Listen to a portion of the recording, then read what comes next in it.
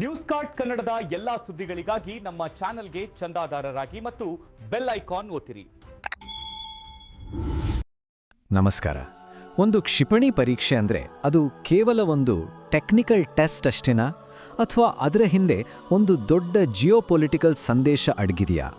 ಇತ್ತೀಚೆಗೆ ನೋಡಿ, ಭಾರತ ಒಂದು ಬಹಳನೇ ಶಕ್ತಿಶಾಲಿ ಜಲಾಂತರ್ಗಾಮಿ ಕ್ಷಿಪಣಿಯನ್ನು ಪರೀಕ್ಷೆ ಮಾಡಿದೆ. ಅಷ್ಟೇ ಅಲ್ಲ, ಅದೇ ಸಮಯದಲ್ಲಿ ಸ್ಪೇಸ್ನಲ್ಲೂ ಒಂದು ಹೊಸ ಮೈಲಿಗಲ್ಲು ಸ್ಥಾಪಿಸಿದೆ. ಬನ್ನಿ, ಎರಡು ಘಟನೆಗಳ ಹಿಂದಿನ ಕಥೆ ಏನು ಅಂತ ಇವತ್ತು ಅರ್ಥ ಮಾಡ್ಕೊಳ್ಳೋಣ.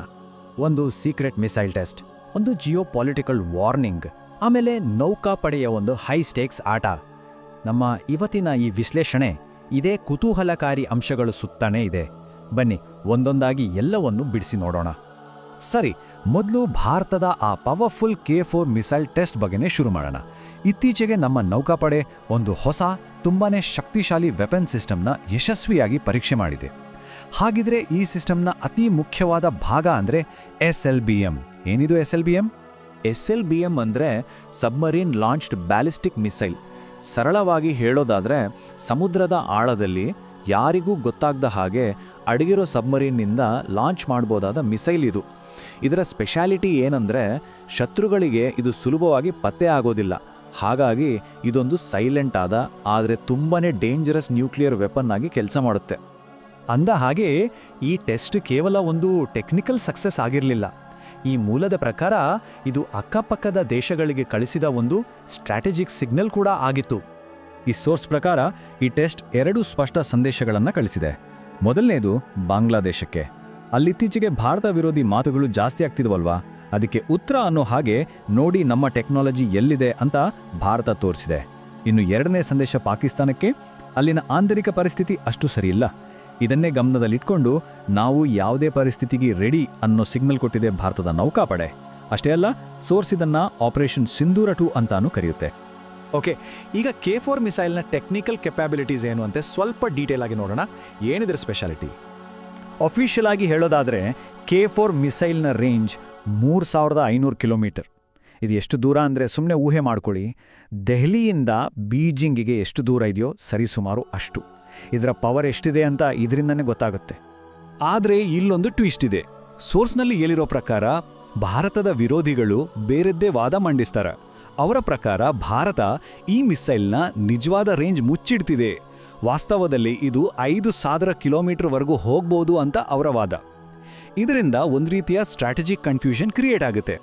ಈ ಮಿಸೈಲ್ನ ಇನ್ನೊಂದು ವಿಶೇಷತೆ ಅಂದರೆ, ಇದು ನ್ಯೂಕ್ಲಿಯರ್ ಅಷ್ಟೇ ಅಲ್ಲ, ಕನ್ವೆನ್ಷನಲ್ ಅಂದರೆ ಸಾಂಪ್ರದಾಯಿಕ ಸಿಡಿತಲೆಗಳನ್ನು ಹೊತ್ತೊಯ್ಯಬಲ್ಲದು.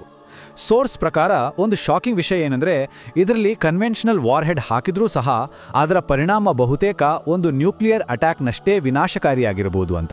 K4 ಸಿಸ್ಟಮ್ನ ಅತಿ ದೊಡ್ಡ ಪ್ಲಸ್ ಪಾಯಿಂಟ್ ಅಂದರೆ, ಇದನ್ನು ಸ್ಟೆಲ್ತ್ ಸಬ್ಮರೀನ್ನಿಂದ ಜಗತ್ತಿನ ಯಾವುದೇ ಮೂಲೆಯಿಂದ ಬೇಕಾದರೂ ಲಾಂಚ್ ಮಾಡ್ಬೋದು. ಹೀಗಿರೋದ್ರಿಂದ ಮಿಸೈಲ್ನ ರೇಂಜ್ ಅನ್ನೋದು ಅಷ್ಟೊಂದು ದೊಡ್ಡ ವಿಷಯವೇ ಆಗೋದಿಲ್ಲ. ಇನ್ನೊಂದು ಮುಖ್ಯವಾದ ಪಾಯಿಂಟ್, ಇದನ್ನು ಡಿಸೈನ್ ಮಾಡಿದ್ದೇ ಚೀನಾವನ್ನ ಪ್ರೈಮರಿ ಫೋಕಸ್ ಆಗಿಟ್ಕೊಂಡು ಅನ್ನೋದು. ಈಗ ಬನ್ನಿ, ಈ ಟೆಸ್ಟ್ಗೂ ಮುಂಚೆ ನಡೆದ ಒಂದು ಸಖತ್ ಇಂಟ್ರೆಸ್ಟಿಂಗ್ ಘಟನೆ ಬಗ್ಗೆ ನೋಡೋಣ. ಸೋರ್ಸ್ ಹೇಳೋ ಪ್ರಕಾರ ಭಾರತ ಮತ್ತು ಚೀನಾ ನಡುವೆ ಒಂದು ರೀತಿ ಬೆಕ್ಕು ಇಲಿ ಆಟವೇ ನಡೆದು ಹೋಗಿದೆ. ಈ ಕತೆ ಕೇಳೋಕೆ ತುಂಬಾ ಇಂಟ್ರೆಸ್ಟಿಂಗ್ ಆಗಿದೆ. ನೋಡಿ, ಭಾರತ ಟೆಸ್ಟ್ ಮಾಡ್ತೀವಿ ಅಂತ ಅನೌನ್ಸ್ ಮಾಡುತ್ತೆ. ತಕ್ಷಣ ಚೀನಾ ತನ್ನ ಸ್ಪೈಶಿಪ್ ಅನ್ನು ಕಳಿಸುತ್ತೆ. ಭಾರತ ಏನು ಮಾಡ್ತು? ಕೊನೆ ಕ್ಷಣದಲ್ಲಿ ಟೆಸ್ಟ್ ಕ್ಯಾನ್ಸಲ್ ಮಾಡಿಬಿಡ್ತು. ಇದೇ ಥರ ಸುಮಾರು 3 ತಿಂಗಳು ಹಲವು ಸಾರಿ ಆಯಿತು. ಪ್ರತಿ ಸಾರಿ ಭಾರತ ವಾರ್ನಿಂಗ್ ಕೊಡೋದು, ಚೀನಾ ಹಡಗು ಕಳಿಸೋದು, ಭಾರತ ಕ್ಯಾನ್ಸಲ್ ಮಾಡೋದು. ಕೊನೆಗೆ ಒಂದು ಸಾರಿ ಚೀನಾ ಸುಸ್ತಾಗಿರಬೇಕು, ಹಡಗನ್ನೇ ಕಳಿಸ್ಲಿಗ. ಅದೇ ಸಮಯ ನೋಡಿ, ಭಾರತ ಯಾರಿಗೂ ಗೊತ್ತಾಗದ ಹಾಗೆ K4 ಟೆಸ್ಟನ್ನು ಯಶಸ್ವಿಯಾಗಿ ಮುಗಿಸ್ಬಿಡ್ತು. ಎಂಥ ಸ್ಟ್ರಾಟಜಿ ಅಲ್ವಾ? ಸರಿ, ಈಗ ಭವಿಷ್ಯದ ಕಡೆ ನೋಡೋಣ. ಭಾರತದ ಮಿಸೈಲ್ ಪ್ರೋಗ್ರಾಮ್ನ ಮುಂದಿನ ಹೆಜ್ಜೆ ಏನು ಅಂತ ಈ ಸೋರ್ಸ್ ಏನು ಹೇಳುತ್ತೆ? ಸೋರ್ಸ್ ಪ್ರಕಾರ ಭಾರತ ಈಗ K5 ಮಿಸೈಲ್ ಸಿದ್ಧಪಡಿಸ್ತಿದೆ. ಇದರ ಅತಿ ದೊಡ್ಡ ಸ್ಪೆಷಾಲಿಟಿ MIRV ಟೆಕ್ನಾಲಜಿ. ಅಂದರೆ ಏನು ಗೊತ್ತಾ? ಒಂದೇ ಒಂದು ಮಿಸೈಲ್ ಒಂದೇ ಸಮಯದಲ್ಲಿ ಅನೇಕ ವಾರ್ಹೆಡ್ಗಳನ್ನು ಹೊತ್ತುಕೊಂಡು ಹೋಗಿ ಬೇರೆ ಬೇರೆ ಟಾರ್ಗೆಟ್ಗಳ ಮೇಲೆ ಅಟ್ಯಾಕ್ ಮಾಡಬಲ್ಲದು. ಇದು ಗೇಮ್ ಚೇಂಜರ್ ಆಗ್ಬಾರ್ದು. ನೋಡಿ, ಮಿಸೈಲ್ ಟೆಕ್ನಾಲಜಿ ಒಂದೆಡೆ ಆದರೆ ಅದರ ಜೊತೆಗೇನೆ ಭಾರತ ಸಿವಿಲಿಯನ್ ಸ್ಪೇಸ್ ಸೆಕ್ಟರ್ನಲ್ಲೂ ದೊಡ್ಡ ದೊಡ್ಡ ಸಾಧನೆಗಳನ್ನ ಮಾಡ್ತಿದೆ. ಈಗ ISROದ ಒಂದು ದೊಡ್ಡ ಯಶಸ್ಸಿನ ಬಗ್ಗೆ ಮಾತಾಡೋಣ. ಇಸ್ರೋದ LVM-3 ರಾಕೆಟ್ ಉಡಾಯಿಸಿದ ಕಮರ್ಷಿಯಲ್ ಸ್ಯಾಟಲೈಟ್ನ ತೂಕ ಎಷ್ಟು ಗೊತ್ತಾ? ಬರೋಬ್ಬರಿ 6100 ಕಿಲೋಗ್ರಾಂಗಳು. ಅಬ್ಬಾ, ಈ ದೊಡ್ಡ ತೂಕವೇ ನಮ್ಮ ರಾಕೆಟ್ನ ಪವರ್ ಮತ್ತೆ ಮಹತ್ವವನ್ನ ಎತ್ತಿ ತೋರಿಸ್ತದೆ. ಈ ಲಾಂಚ್ ಯಾಕಷ್ಟು ಮುಖ್ಯ ಅಂದ್ರೆ ಇದರಿಂದ 2 ದೊಡ್ಡ ಲಾಭ ಇದೆ. ಒಂದು, ಭಾರತ ಈಗ ಭಾರೀ ಸ್ಯಾಟಲೈಟ್ಗಳನ್ನು ಲಾಂಚ್ ಮಾಡೋ ಗ್ಲೋಬಲ್ ಮಾರ್ಕೆಟ್ಗೆ ಎಂಟ್ರಿ ಕೊಟ್ಟಿದೆ. ಎರಡನೇದು, ಇದು ಡೈರೆಕ್ಟ್ ಮೊಬೈಲ್ ಅನ್ನೋ ಹೊಸ ಟೆಕ್ನಾಲಜಿಗೆ ದಾರಿ ಮಾಡಿಕೊಟ್ಟಿದೆ. ಇದರ ಅರ್ಥ ಫ್ಯೂಚರಲ್ಲಿ ದಟ್ಟ ಕಾಡು, ಆಳ ಸಮುದ್ರದಂಥ ಕಡೆಗಳಲ್ಲೂ ಎಲ್ಲೂ ಮೊಬೈಲ್ ನೆಟ್ವರ್ಕ್ ಸಿಗಬಹುದು. ಕೊನೆಯದಾಗಿ ಒಂದು ಯೋಚನೆ ಮಾಡಬೇಕಾದ ಪ್ರಶ್ನೆ. ಒಂದೆಡೆ ಸ್ಟ್ರಾಟಜಿಕ್ ಮಿಲಿಟರಿ ಟೆಕ್ನಾಲಜಿ, ಇನ್ನೊಂದೆಡೆ ಕಮರ್ಷಿಯಲ್ ಸ್ಪೇಸ್ ಟೆಕ್ನಾಲಜಿ.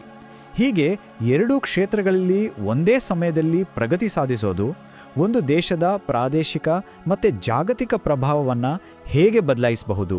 ಈ ಪ್ರಶ್ನೆಯೊಂದಿಗೆ ಈ ವಿಶ್ಲೇಷಣೆಯನ್ನು ಮುಗಿಸೋಣ.